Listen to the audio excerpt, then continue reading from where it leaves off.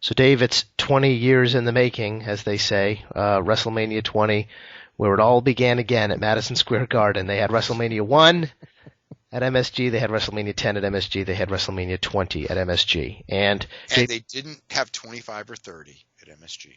No, they did not. That's true. They broke the tradition. They outgrew MSG. I had really thought that they were going to go with 30 in MSG. I just thought it was like a given. And they went MetLife Stadium at 29, right? Yeah, and 30 was New Orleans, yeah. Yeah, so when they said MetLife Stadium at 29, it's like, wow, they're going to go to a stadium, and that Garden tradition, and they're probably right. There's more money to be made in the stadium. WrestleMania is now a stadium show. It's just what it is. Too many people want to get in. It would have been, you'd have to charge $500 a seat in the Garden and to make the money. And so, yeah, it's the right move. But I just with the tradition thing, yeah, thought they would do it again. But here, you did go from Safeco Field and 54,000 people to the Garden and 20,000 people. Sure thing, yeah. And this was the last WrestleMania at MSG. Who knows? It may be the last one ever at MSG. And JP and I were there. We took it in, and I remember the closing scene of Chris Benoit and Eddie Guerrero hoisting championships in the air, confetti falling from the ceiling, and being overjoyed at the achievement for these two guys who were constantly swimming upstream in terms of their American pro wrestling careers, constantly having to shatter barriers. Yes, vanilla midgets. The vanilla midgets. I tell you what, man, when we go back through these WrestleManias and all these flukes, you know what I mean? And there's so many of them. It's just so weird. The Austin Brett and just all of these freaking fluke things that happened at these shows that couldn't be planned, and what they meant for lives and things like that. And this was another one. I mean, who'd have ever thought when we watched this that these two guys would be dead in 3.5 years? Yeah. Or just over 3 years, that they would both be dead. That Chris Benoit, who was probably, this is the thing. Chris Benoit was probably with the exception of The Undertaker, was probably by the wrestlers the single most respected guy. I mean, people now portray him as this monster because of what he did.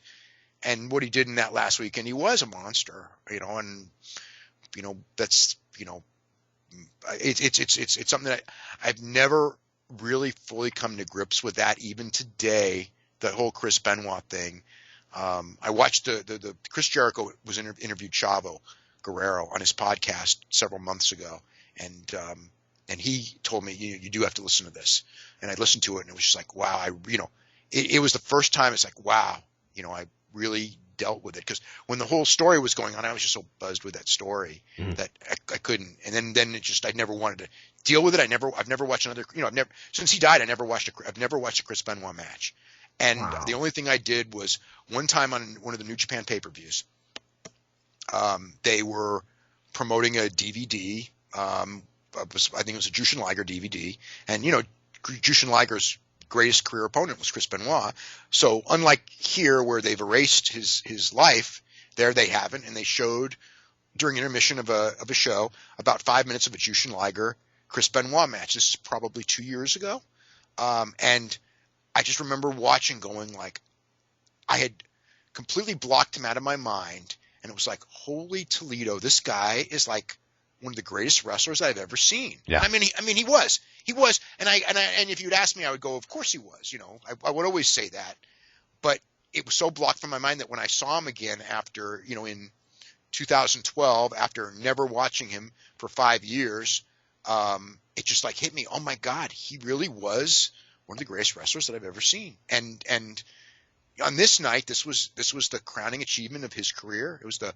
It probably was really the crowning achievement of Eddie Guerrero's career. He won the title the month before, but retaining it at WrestleMania in the Garden over Kurt Angle was bigger than backdooring with the Brock Lesnar loss that was really caused by Bill Goldberg in winning the title, although that was also a big night for him.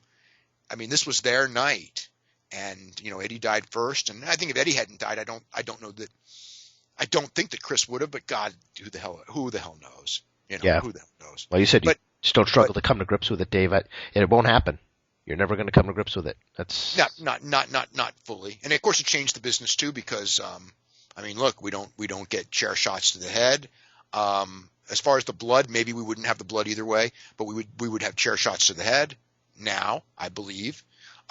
We don't have, what other things? We have steroid testing as whatever it is. We would absolutely not have that if it wasn't for Eddie Guerrero dying. And it would have been wink, wink steroid testing until Chris Benoit because, you know, I mean, everybody was still on it, even though they were testing. But after Chris, you know, being found with all those steroids when they were steroid testing, I mean, you couldn't very well, you know, pretend, so you had to make it more serious. So, I mean, so many things about the business changed because of those two guys. And while they and you know, a lot of guys got chances that never would have gotten chances because of, you know, I think Ray more than anyone, but those Eddie, you know, more than Chris. Eddie was another, you know, because Eddie was a lot smaller and Eddie really was a top guy. You know, a lot of guys that never would have had an opportunity because of both of them have gotten opportunities to be stars in this business that they would have never even been signed for developmental, and they ended up being big time superstars on the main roster.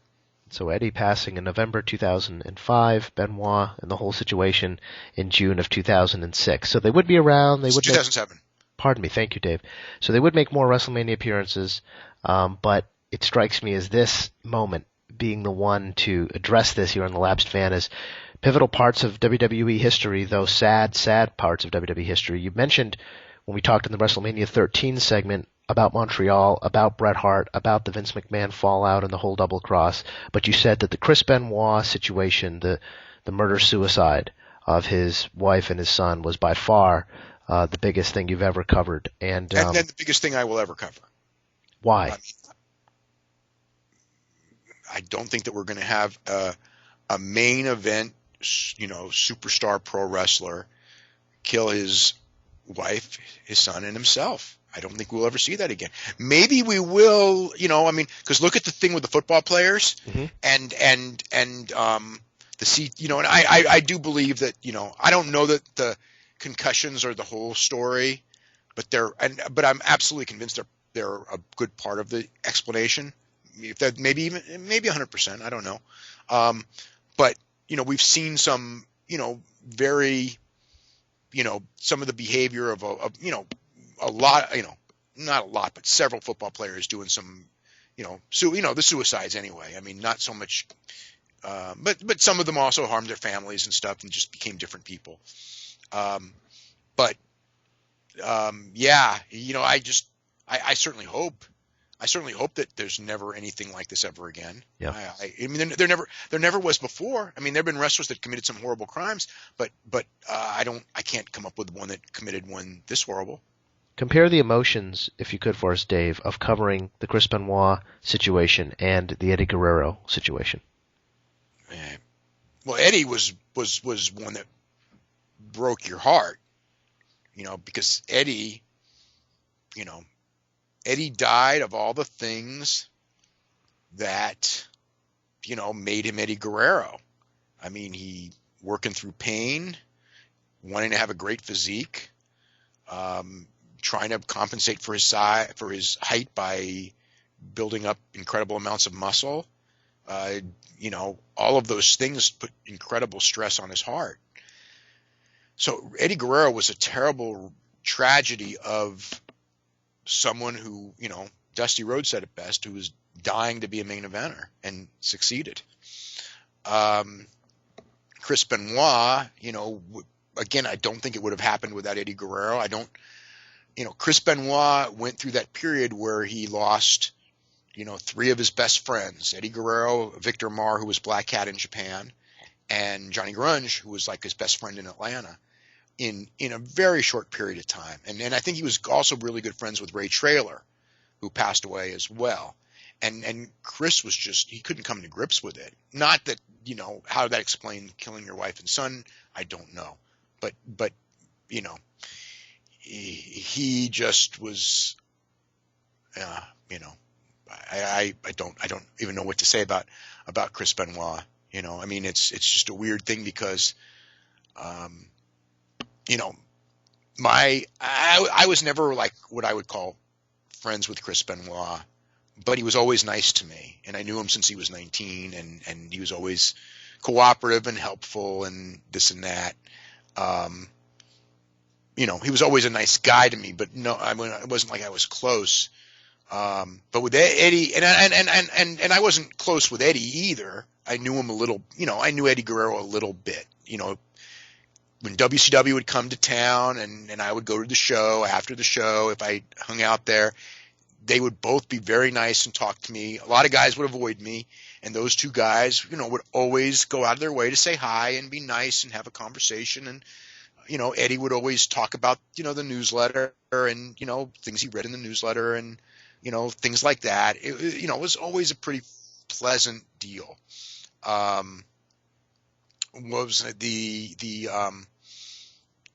with Eddie, it was just, the whole thing was just, I was just so sad. It was so sad. With Chris, it was sad for, 3 hours. I was hysterical sad, like with Brian Pillman, that much, maybe more than Eddie. But it was funny because, I felt that, I don't know, the Eddie thing was just so sad. Again, the whole thing, Eddie was he was going to be world champion again, and you know what I mean? Mm-hmm. And not that that's a big deal, but, Eddie was Eddie, it was sad to me on Eddie, because here's the deal. Eddie was one of the best wrestlers that I've ever seen also, just like Chris.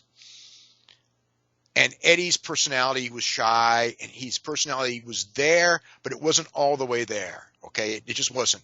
And then he figured it out, and it was all the way there the last couple of years. And damn if, like, when his personality was there, his body turned on him. I mean, people will, he could do it. It was like watching, Misawa or somebody at the end, or a Kobashi. It's like on the big show, they could still do it and make you think that they were still it, but night after night, no. His body was beaten up. He couldn't go anymore, other than the nights he really willed himself to go. And every now and then, he would. There were these great Eddie Guerrero matches till the end, but he was hurting bad. And then all the guys knew it. And I was, so I always was sad in the sense of, God, if this Eddie Guerrero who gets it and had this personality could have the body and the because the mind was all there, but physically do what the old Eddie Guerrero could do, just he'd have so many more great years. And I knew it was borrowed time, because I knew his body was going down. His body was going down fast, not death wise. Didn't expect that, of course, at all. But just all of the injuries. I knew they were coming to get him, and it was kind of sad, because the other aspect of him was world championship level. So, that was the thing with him. Chris, very quickly when you figured out what happened, it was just, just a completely different thing. That was just like a 6-week period that I don't know. It was probably in many ways the worst 6 weeks of my life. Because I didn't live, I existed, I was 24/7, no sleep, trying to figure out everything changing, this and that. I went, it was hell. The Eddie thing was hell in one way. The Chris thing was hell for 6 straight weeks. Dave, in regards to Benoit and Guerrero both being victorious on the night of WrestleMania 20, was there a long-term plan with the two guys on top? I don't think so. I think that Chris, I really got the impression with Chris that they never believed in him. And they were doing it as because he was so well respected, and he did have a lot of momentum. You guys were in the building. I mean, yeah. People will say Chris Benoit wasn't over, blah, blah, blah. You were in the building that night. At that point in time, Chris Benoit was the most over guy in the building that I recall on that That's night. who everyone wanted to win that match, no question. They had me on my feet. I mean, I always liked Benoit, but I was never a huge fan. But I was on my feet screaming at the end of that triple threat match. Right, and plus, even though I think people, there was also a kind of a thing because it was there was almost a catharsis thing of him winning as the end of the Bret Hart being screwed by Shawn Michaels story. I felt, Mm-hmm. you know, where, you know, he was, you know, he wasn't really Bret's protege, but he came from Stampede Wrestling, and he was the next biggest star from Stampede Wrestling, so to speak. Owen had been dead for years. And, it was, you know, and Owen never got that win over Shawn Michaels that he was promised. And it was almost like, I don't know if anyone else saw it that way, but I saw it, the fact that it was a tap out submission and things like that. I mean, I thought that played into the story, but the story was of both guys, you know, the story of these two guys who had been best friends for years and years and years, starting on those Japan tours, going through WCW where they never got the fair break, going through WWE and having to build themselves up because they were not, you know, even though they were really over on that night in Dallas when they came over, they had to go through their political bullshit, you know, and rise above, which they did.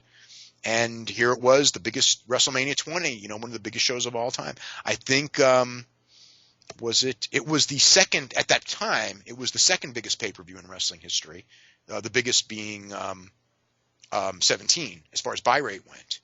So, yeah, because their record was broken in 2005 with Batista and Triple H.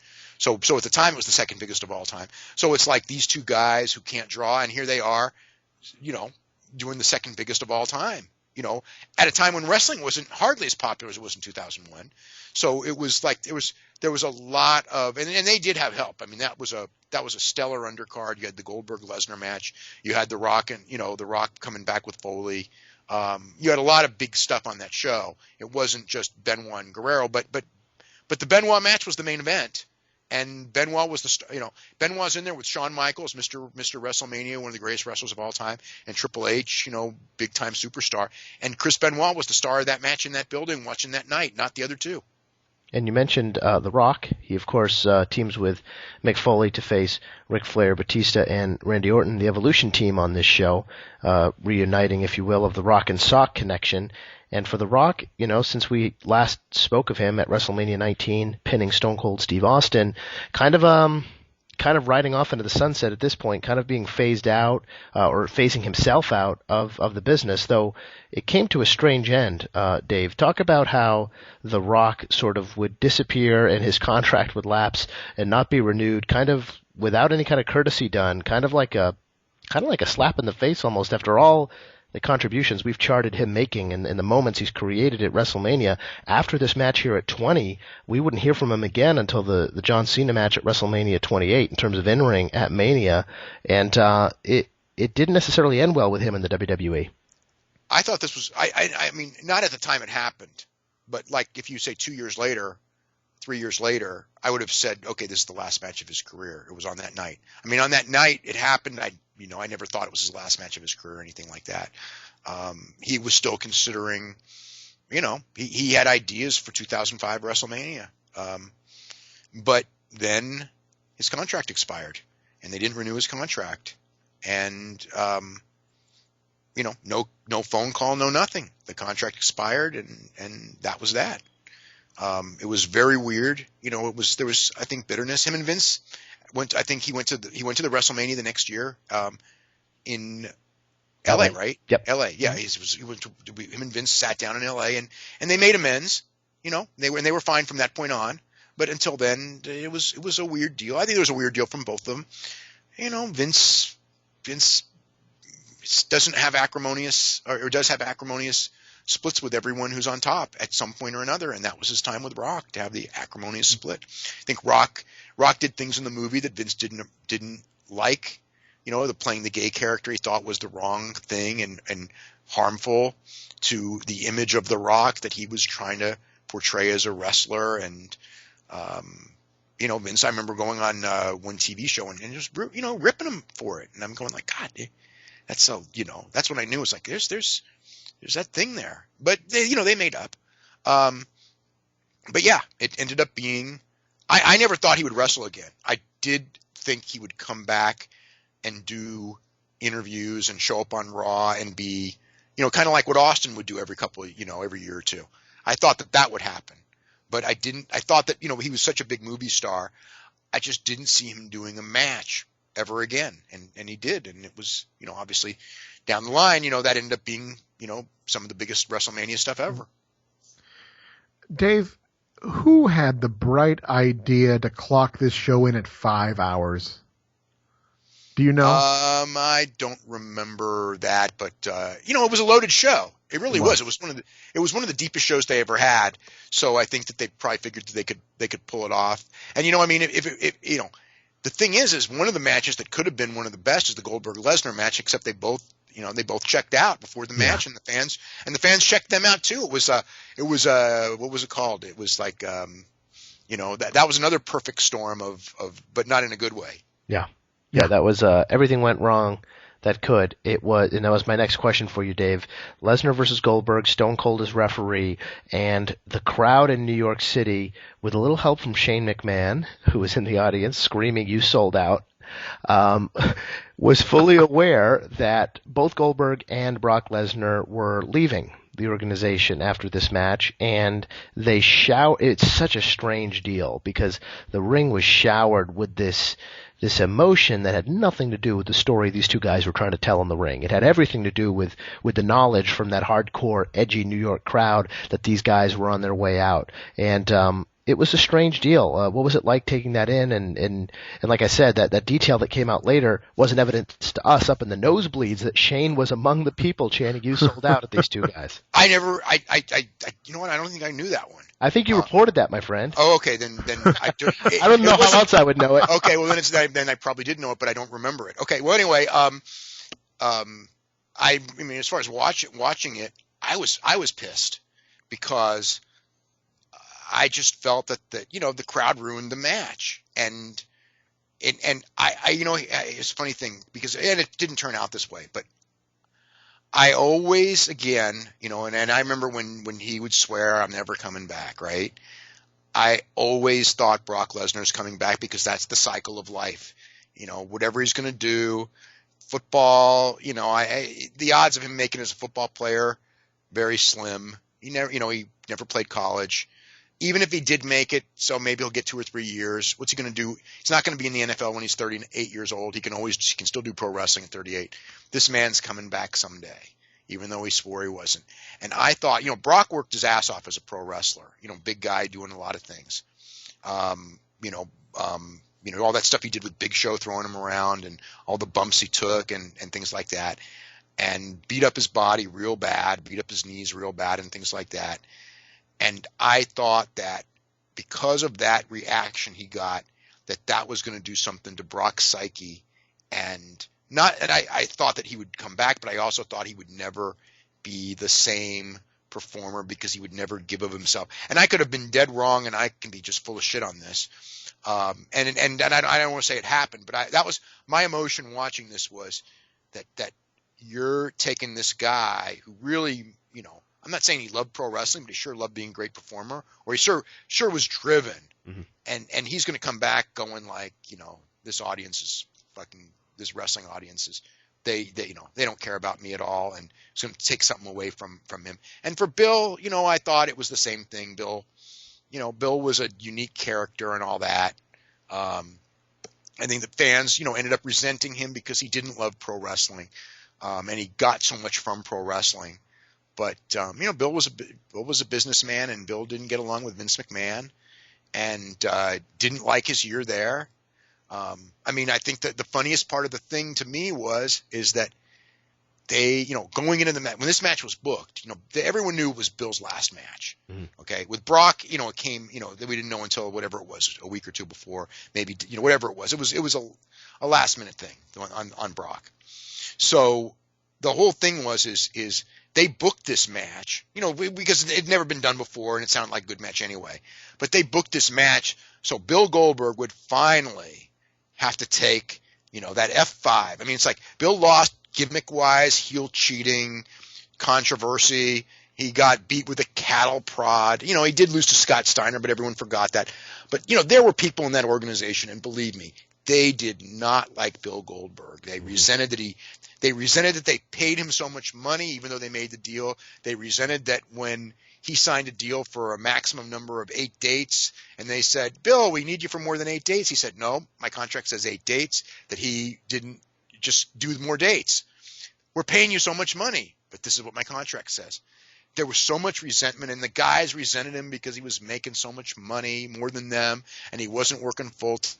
But most of the guys in the locker room were very resentful. And so this was going to be the night where Bill, the great Bill Goldberg, was going to have to lose to Brock Lesnar. And he can't say nothing about it, because what's he going to do? Is he going to go and not cooperate with Brock Lesnar? It's like, ha, ha, ha, we got him here, right? And then the day comes, and it's just like, well, fuck, he's the baby face. Bill can win. Wow. We hate Brock more than Bill. Because Brock walked out on us with no notice, and we made Brock from nothing. But whereas Bill, I mean, we took, somebody else made him, and we just reaped, the benefits of him and then misused him, and they hated Brock more than Bill on that day. And plus, it's like, well, if they're both leaving, put the babyface over. So it was kind of that part of it was kind of humorous, as the day came in, and knowing the mentality coming into that show. So that's the fallout for Goldberg. Talk, Dave, about the fallout for Lesnar after this match at WrestleMania 20. He takes the WWE to court over a non-compete clause and wins. Sort of. They settled. So he wants out. He's 25 years. Was born in 77. This is 2004. 26 years old now. He says he wants to play football. It's something he wants to do. It's, he's got to try. He just wanted out of wrestling. So they had a 7-year contract with him that had, it went through 2010, I believe. So, and in this non-compete was, he couldn't do MMA. He couldn't do, bodybuilding. He couldn't do a movie. I mean, if you took the non-compete literally, he couldn't do a movie about a professional wrestler, or a movie about a fighter, or a movie about a football player. He could not be an entertainer and entertain anything to do with sports. They locked him up. But you can do nothing, but you can play in the NFL. That's the only thing, until 2010. And Brock just wants out, not thinking or whatever, or not caring. I couldn't tell you what. Brock signs it. He signs this non-compete till 2010 to get out of his contract that doesn't allow him to do nothing at all. So he tries out for football, makes it to a late cut, for the Vikings. They saw something in him, wanted him to go to Europe. And his thing was, I hate travel. I don't want to go to Europe. So I don't want to play football. That's it. I just don't want to do it.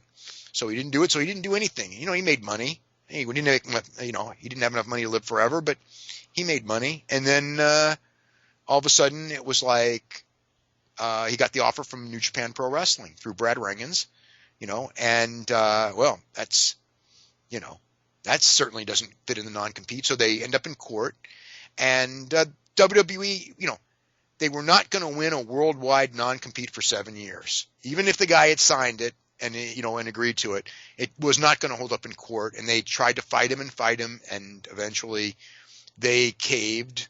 And there was a little game there, because during this whole period, they brought him in, and Brock agreed to come back after all that with the lawsuit and everything.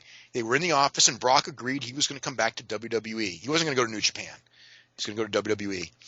And I don't know what happened exactly, but I think it played a key part in the case. What I do know is when they were bringing the thing, that Brock had a guarantee. It was $1 million 7-year guarantee. So he wanted, when he came back, they would not guarantee him that million. So I think that part of the deal was now wait a minute, and I remember like talking to people there. It's like, well, he's not worth $1 million anymore. And it's like, well, okay, no, I mean that's fine. He's not, he's damaged goods, this and that. He's got to prove himself to us. He's not worth $1 million that he was going to make. Okay, that's fine, but if that's his contract that you're holding a non-compete to, I don't think it's going to look good in court by you saying you'll bring him back, but he's going to have to make less, and then you're trying to hold him to that non-compete from that old contract. And I think that probably hurt WWE in court. I could be wrong. They may have just folded for other reasons. But Brock, like in the negotiations to come back, when they didn't want to pay him that money. He didn't want to come back again. So he went back and, he was being offered $30,000 a match $50,000 a match with New Japan. And New Japan was not in good financial shape at the time. So you got $50,000 a match times 12 matches a year, $600,000 for 12 matches in Japan, or you can come back and do a full WWE schedule for a figure that I don't know, but it's well under $1 million. Mm-hmm. The New Japan thing started sounding good. Now, of course, the New Japan thing fell apart because they couldn't afford it. Essentially, their business was the shits, and Brock didn't make a big difference in their business, so they went to cut him. A lot of people are all hot about Brock for not dropping the IWGP title to Tanahashi, but I saw it a different way. Brock had a $50,000 a year, a $50,000 a match guarantee, which was, that's what it was.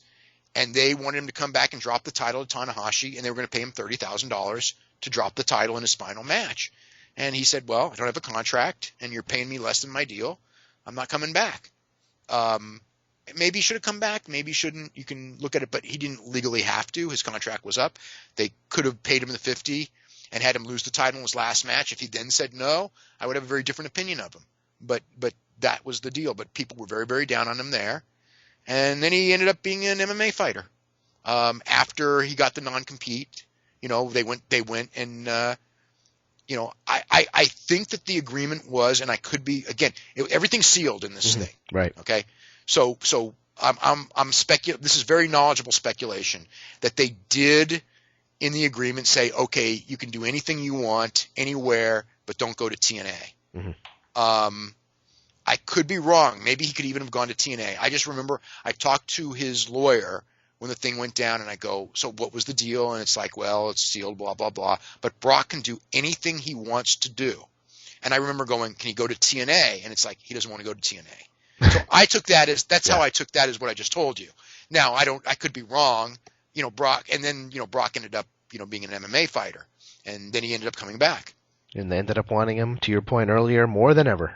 And instead of bringing him back for $1 million a year, they brought him for a full-time schedule.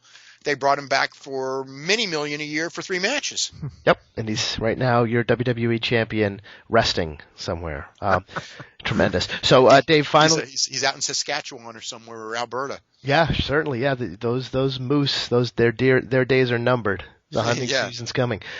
So. Finally, on WrestleMania 20, we do like to mark these milestones along the way.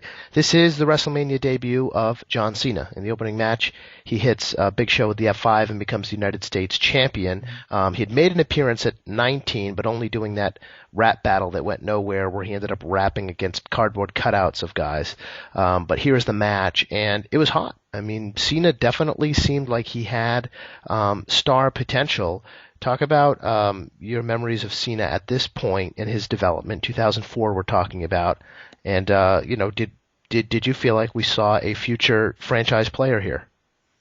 I thought I saw a future franchise player in him in 99 or 98. The first time I ever saw him, it was on I think it was the Learning Channel or something. They had a thing, and it was about UPW.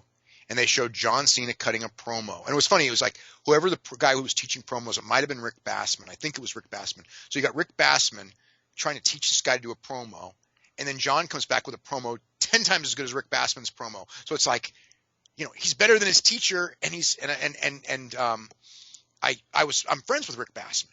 And I asked Rick Bassman about, how long has this guy been doing promos? And it was just like, that was like, I don't want to say it was his first day, but it was one of his first days. It's like, this guy can talk like that now? Mm-hmm. And then so he was always a good promo. He always had the charisma. Every time I saw him, he worked indies up here very early on. He was not a good wrestler at all, but he always got over, and I thought that he was going to be a star the caliber of Sting. That was my vision of Brock Lesnar. He kind of had that surfer look, and I remember seeing him at the Cow Palace or the Coliseum in a dark match before a TV. This was before he ever went to OVW, and he came out and nobody knew who he was, and he got over. And the dark match guys in WCW, dark match guys, if they could work, would get over.